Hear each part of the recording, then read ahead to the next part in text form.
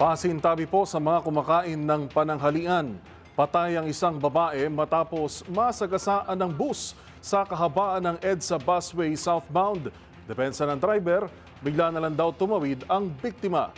Ang balitang yan sa pagtutok ni Val Gonzalez. Kalunos-lunos ang kamatayang sinapit ng isang babae matapos na masagasaan ng bus sa gitna mismo ng EDSA Bus Carousel sa southbound lane ng EDSA Busway sa Cubao, Quezon City.